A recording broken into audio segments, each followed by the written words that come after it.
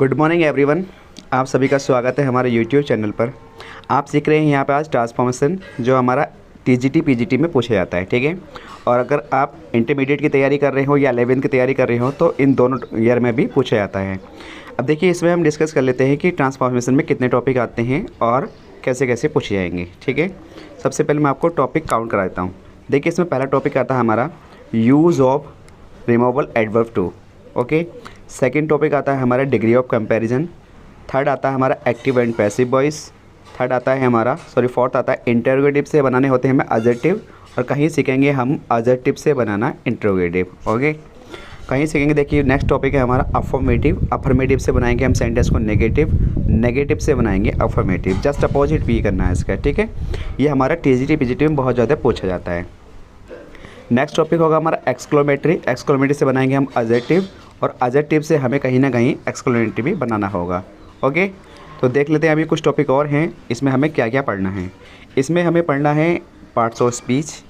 Next topic है हमारे, इसमें पढ़ेंगे हम सिंपल सेंटेंस से कॉम्प्लेक्स बनाने, यानी कि एक सेंटेंस हो या एक से ज़्यादा हो तो उनको जोड़ कर एक से ज़्यादा यानी कॉम्प्लेक्स सेंटेंस हमें बनाना होगा, ठीक है। फिर सिंपल सेंटेंस से सीखेंगे हम क्या, कंपाउंड बनाना। फिर कॉम्प्लेक्स से सीखेंगे हम कंपाउंड बनाना, ठीक है। ये बहुत ज़्यादा पूछे जाते हैं हमारे टीजीटी पीजीटी में। अगर आपने लास्ट टाइम 2021 में जो पेपर हुआ था पीजीटी का, तो मैंने उसमें नोटिस किया था, लास्ट टाइम मैं भी उसमें अपीयर था, तो उसमें समथिंग 2 से 3 क्वेश्चन लगभग ये पूछे गए थे। 2 से 3 क्वेश्चन, और एक क्वेश्चन हमारा 4 मार्क्स का होता है, ठीक है।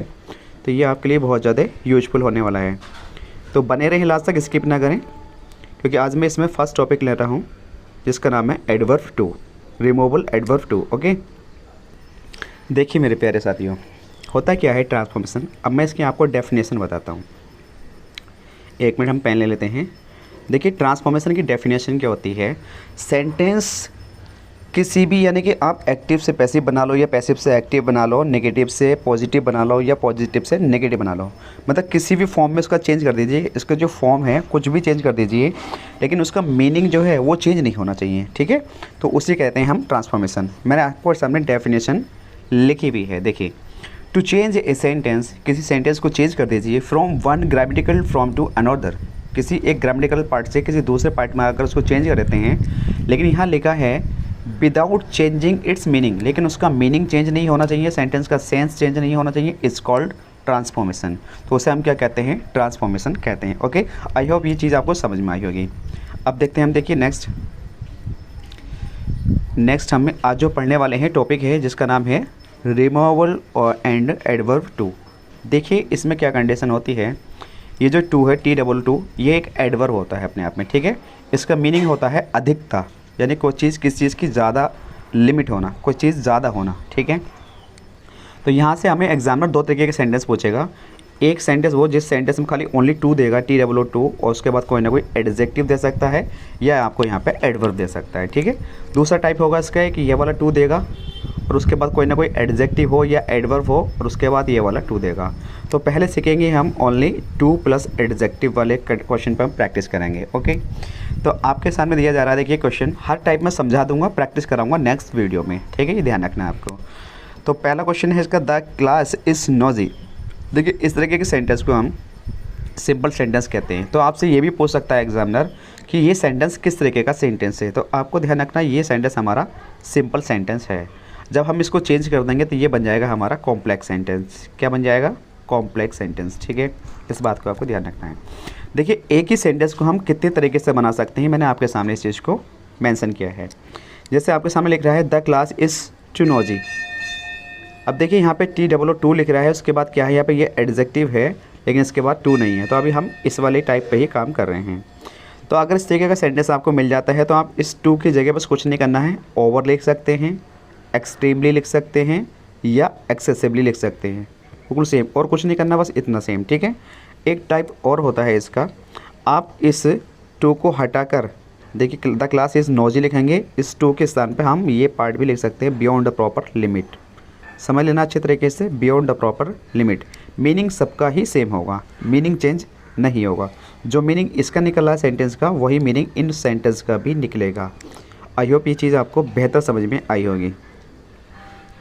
इसको रेज करते हैं। एक क्वेश्चन वो समझा देता हूँ आपको, क्लियर हो जाएगा, फिर आप इस क्वेश्चन की प्रैक्टिस कर लेना। इस टाइप के क्वेश्चन की एक क्वेश्चन मैं आपको दूँगा अभी, ठीक है। तो ये क्वेश्चन अगर क्लियर हो जाएगा तो फिर हम चलेंगे नेक्स्ट टाइप पर। देखिए नेक्स्ट क्वेश्चन है आपके, he is too eager for praise. बस आपको इतना ध्यान रखना है कि ओनली इसमें TOO होना चाहिए, दूसरा वाला टू नहीं होना चाहिए, ठीक है, जिसे हम इन्फिनेटिव भी बोलते हैं। तो बस आपको क्या लिखना है उसकी जगह, ओवर लिखना है, एक्सेसिवली लिखना है, या एक्सटेबली लिखना है, या दूसरा टाइप होता है इस टू को हटा कर बस सेंटेंस सिंपल ऐसे लिख देंगे हम, यहाँ से टू हटा देंगे, सेंटेंस सिंपल लिखने के बाद लिख देंगे यहाँ पर हम बियॉन्ड द प्रॉपर लिमिट। ये इसके तरीके होते हैं। इस तरीके के सेंटेंस को कैसे कहते हैं हम, सिंपल सेंटेंस। और जब इसको हम चेंज कर देते हैं, इसका ट्रांसफॉर्म कर देते हैं, तो इससे बोलते हैं हम कॉम्प्लेक्स सेंटेंस, ठीक है। तो एक क्वेश्चन मैं आपके लिए दे रहा हूँ, एक मिनट रुक जाइए। हाँ देखिए एक क्वेश्चन आपके लिए है, आप इसको करके बताना, कमेंट बॉक्स में ज़रूर बताना कि the question paper is too difficult. देखिए यहाँ पे ओनली TOO है, उसके बाद एडजेक्टिव है और कुछ नहीं है, ठीक है। तो जितने टाइप मैंने पीछे बताए हैं आप इतने टाइप इसके यहाँ बता सकते हैं। अब मैं बढ़ता हूँ नेक्स्ट टाइप पे। और देखिए भाई नेक्स्ट टाइप क्या है, देखिए जब TOO ये वाला टू मिले और ये वाला टू मिले, ठीक है, तो उसको कैसे बनाना है एग्जाम्पल से ही समझा दूँगा। तो जैसे यहाँ लिख रहा है the teacher is too old to work hard. इसका मीनिंग क्या है कि टीचर इतना ओल्ड हो गया है, इतना बूढ़ा हो गया है कि वो हार्ड वर्क नहीं कर सकता, ठीक है, जो वर्क है वो हार्ड नहीं कर सकता है। जब इसको हम चेंज कर देंगे तो इसका मीनिंग भी वही निकलेगा।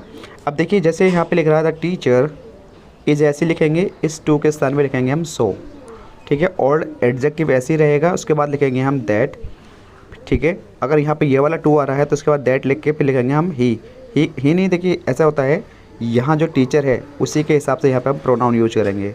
टीचर है तो ही यूज करेंगे, और कोई होता तो उसके हिसाब से यूज करेंगे। अगर यहाँ ही होता तो ही यूज करते, अगर यहाँ यू होता तो यू यूज करते, ठीक है।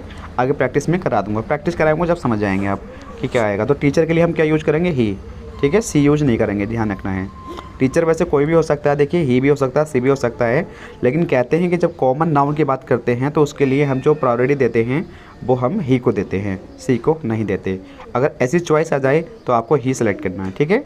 अगर देखिए यहाँ पे प्रेजेंट की वर्ब है इज़ या आर या एम, तो आपको यहाँ पे कैन नॉट यूज करना है। क्या यूज करना है, कैन नॉट। ऊपर कार्ड ऐसे रहेगा सेम। सेंटेंस को दोबारा समझ लेते हैं एक बार और, बस आपको टाइप समझना, प्रैक्टिस कराऊंगा नेक्स्ट वीडियो में, आपको बस ये ध्यान रखना है, ठीक है। देखिए मेरे प्यारे साथियों, जैसे द टीचर ऐसी है, इजी लिखा हमने, इस टू को चेंज कर दिया हमने सो में, ओल्ड ऐसे रखा, फिर उसके बाद लिखा हमने दैट, ठीक है। अब यहाँ पे जो फिर लेंगे हम सब्जेक्ट, यानी कि यहाँ टीचर है तो इसके लिए ले लिया हमने ही। अब यहाँ पे प्रेजेंट के वर्ब इज़, तो यहाँ यूज करेंगे कैन नॉट, ठीक है। अगर यहाँ बाज होता तो कुड नॉट चेंज करते। नेक्स्ट टाइप हमारा यही है वैसे, तो ये सेंटेंस हमारा बन गया है, ठीक है। तो ये सेंटेंस था सिंपल, ये बन गया हमारा complex.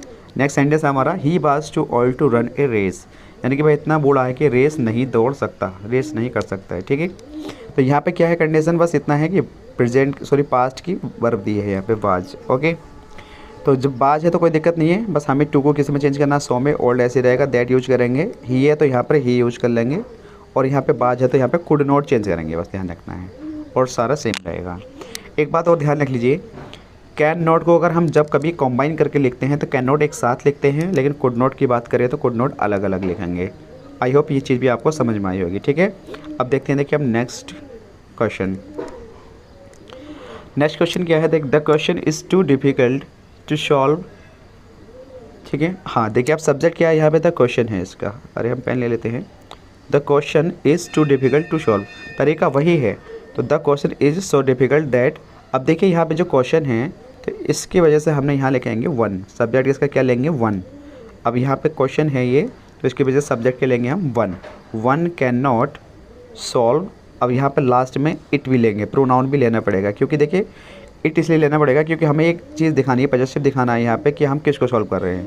The question is so difficult, यानी कि वो क्वेश्चन इतना डिफ़िकल्ट था दैट कि one can not solve it का मतलब कोई भी उसको सॉल्व नहीं कर सकता। इट का मतलब हो गया क्वेश्चन, इस क्वेश्चन के लिए इट आया है प्रोनाउन, ठीक है। तो यहाँ पे हमें ये प्रोनाउन दिखाना पड़ेगा। तो आई होप ये चीज़ समझ में आई होगी। तो इसमें कुछ नया नहीं है, बस एक ही इट वाला सीन नया है, और क्वेश्चन के लिए हमें कौन सा प्रोनाउन यूज करना है, वन यूज करना है, बस ये नया है। अगर इसी क्वेश्चन में ये हमारा एक्टिव फॉर्म में बना हुआ है, अगर यही सेंटेंस हमारा पैसिव फॉर्म में बना हुआ हो, देखो जैसे यहाँ पे टू भी है तो कैसे बनाएंगे, द क्वेश्चन सेम है, इज़ और टू को हमने चेंज कर दिया, सो में डिफ़िकल्ट ऐसे रहा, दैट ऐसे रहा, ठीक है। अब यहाँ पे अगर ये पैसिव वॉइस में बना हुआ है, टू बी प्लस वर्ब के थर्ड फॉर्म हैं, तो हाँ यूज करेंगे हम इट का। फिर वन का यूज नहीं करेंगे, क्या यूज करेंगे, इट का। कैन नॉट यूज करेंगे, फिर वी और सॉल्व। जैसे हमने लास्ट में इट यूज करा था, अब यहाँ पे इट यूज करने की ज़रूरत नहीं है। आई होप ये चीज़ भी आपको बेहतर समझ में आ गई होगी। देखिए, अगर आप टीजीटी पीजीटी की तैयारी कर रहे हैं तो क्वेश्चन ठीक ठाक इसमें पूछे आते हैं, अच्छा लेवल होता है, ठीक है। तो आपको उसमें ध्यान रखना है, इसकी प्रैक्टिस जितनी हो सके यहाँ से कर लीजिए। छोटे छोटे टॉपिक होते हैं लेकिन हिला देते हैं। अगर आपने पढ़ रखा है अच्छे तरीके से तो आपके लिए ईजी है, अगर नहीं पढ़ रखा है तो आपसे क्वेश्चन नहीं होने वाला, तो इसी वजह से हमारा सिलेक्शन रह जाता है, ठीक है। नेक्स्ट क्वेश्चन देखते हैं अभी। देखिए, जैसे नेक्स्ट क्वेश्चन है हमारा, tea was too hot for me to drink. मतलब चाय इतनी गर्म है कि हम इसको पी नहीं सकता, मैं इसको पी नहीं सकता। देखिए, अगर सिगे सेंटेंस आ जाता है कहीं भी कि for me, for us, for them, for him, ठीक है, तो उसका हम सब्जेक्टिव केस लिखते हैं, फिर हमें इस सब्जेक्ट के अनुसार लिखना नहीं होता है। तो अब जैसे इसको हम ट्रांसलेट करेंगे तो tea was so hot that, अब फॉर मी को चेंज कर देंगे हम आई में। देखिए, अगर फॉर मी है तो आई, फॉर अस होता तो वी, फॉर देम होता तो क्या नाम है, दे, ठीक है। इस तरीके से हम इनको चेंज कर देंगे। अब यहाँ पे बाज है तो यहाँ यूज करेंगे कुड नॉट का, ड्रिंक, और ये वाला पजेस, ये जो इट है हमें दिखाना ही पड़ेगा, ठीक है। ये किस लिए कह रहा है कि चाय इतनी गर्म थी कि मैं इसको पी नहीं सकता था। इसको का मतलब ये जो इट आ रहा है ये हमारा टी के लिए आ रहा है, ठीक है। इस चीज़ का आपको ध्यान रखना है, ये टीजीटी पीजीटी में मिलते हैं क्वेश्चन। नेक्स्ट क्वेश्चन देखिए, नेक्स्ट क्वेश्चन है the sofa is too costly for us to purchase. Same है, बस फॉर अस लिख दिया है मैंने यहाँ पे। अब देखिए आपको क्या लिखना है, the sofa is so, too को तो चेंज करना है सो में, कॉस्टली ऐसे ही रहेगा। फॉर अस दैट आ गया है, दैट के बाद देखिए फॉर अस है तो इसका सब्जेक्ट कैसे लिखेंगे, वी। अब यहाँ पे लिखना है या तो कैन नॉट या कुड नॉट। पता कैसे चलता है कि यहाँ पे अगर प्रेजेंट की वर्ब तो कैन नॉट आएगा, अगर पास्ट की है तो कुड नॉट आएगा। परचेस ऐसे रहेगा और ये वाला इट लिखना पड़ेगा बाद में। अब यहाँ पे क्या कहना चाह रहा है कि the sofa is so costly, यानी कि जो सोफ़ा इतना कॉस्टली था, मैं इसको के लिए तो आ रहा है इट ही है, मैं इसको ख़रीद नहीं सकता या हम इसको ख़रीद नहीं सकते थे, ठीक है भाई। तो आई होप ये टाइप भी आपको समझ में आया होगा। अब बढ़ते हैं हम नेक्स्ट टाइप की ओर। नेक्स्ट टाइप है हमारा, देखिए अगर किसी सेंटेंस में आपको ये टाइप से थोड़ा सा अलग होता है, टू मैनी लिखो या मिल जाए, क्या मिल जाए, टू मैनी। तो इस तरीके के सेंटेंस को भी हम रिमूवल टू में लिखते हैं, ठीक है, रखते हैं मतलब। तो इसके स्थान पे हम आपको कुछ नहीं, बस मोर देन एनफ लिखना है और सारा सेंटेंस सेम आ जाएगा। अगर कहीं सेंटेंस में टू मैनी आ जाए तो उसके स्थान पे आपको मोर देन एनफ लिखना है और सारा सेंटेंस सेम, कुछ नहीं करना। ये हो गया हमारा कॉम्प्लेक्स में चेंज, ठीक है। नेक्स्ट सेंटेंस हमारा, he is too honest to accept ड्राइव। तो इसमें क्या है कि वो इतना ऑनेस्ट है कि जो रिश्वत है उसको एक्सेप्ट नहीं करेगा। तो सेंस देखिए नहीं करेगा है ना, तो सेंस निकला है इसका फ्यूचर का। तो बस कुछ नहीं करना, सेम लिखना है सब कुछ। टू को सो में चेंज करना, ऑनेस्ट रहना है, दैट लिखना है। उसके बाद देखिए ही है यहाँ पे सब्जेक्ट, तो ही लिखेंगे, लेकिन सेंस हमारा फ्यूचर का निकल लग रहा था कि वो जो ब्राइव है, क्या नाम है, रिश्वत है, वो उसको एक्सेप्ट नहीं करेगा। तो बस आपको विल नॉट लिखना है, यानी कि जिस सेंटेंस में आपको लग रहा है कि फ्यूचर का सेंस बताया जा रहा है तब वहाँ आपको विल नॉट यूज करना है। ओके, आई होप ये चीज़ में आपको समझ में आई होगी। अब एक सेंटेंस और समझ लीजिए, अगर देखिए सेंटेंस में ही नेगेटिव हो, यानी कि नॉट टू हो, भी टू की जगह ऑलरेडी ये वाला टू तो हो लेकिन नॉट टू हो, तो आपको सेंटेंस में जैसे कुड नॉट लगाते हैं या कैन नॉट लगाते हैं तो वहाँ से नोट नहीं लगाना है, बस इतना करना है। तो द चाइल्ड बाज, अब टू को चेंज कर देंगे, सो मेंटेलिजेंट ऐसे रहेगा, दैट लगाएंगे उसके बाद ही यूज करेंगे इसके लिए, चाइल्ड के लिए। उसके बाद देखिए आप यहाँ पे क्या है, नॉट टू है, यानी कि नोट लगा हुआ है तो बस नोट हटा देंगे, कुड के बाद नोट नहीं लगाएंगे। सॉल्व दैट क्वेश्चन, बस बन गया, कीजिए ये सारे सेंटेंस, ठीक है भाई। तो आज की वीडियो में मैंने हर टाइप इसमें कवर करा दिया है। अगर कोई टाइप बचा होगा, वैसे कोई टाइप बचा नहीं है, मैंने सारे टाइप इसमें इंक्लूड कर दिए हैं। बस अब रही है आपकी प्रैक्टिस। तो नेक्स्ट वीडियो में मैं आपको कम से कम इसके 30-40 क्वेश्चन ठीक ठाक वाले जो इस प्रीवियस ईयर में पूछे गए हैं या कुछ अच्छे बुक से लेके प्रैक्टिस करानी है, बस प्रैक्टिस करा दूंगा, सारे रूल्स इसके कवर हो गए, ठीक है। अगर ये वीडियो पसंद आए तो चैनल को सब्सक्राइब जरूर करना, लाइक करना, शेयर करना। मिलते हैं नेक्स्ट वीडियो में। Thank you everyone.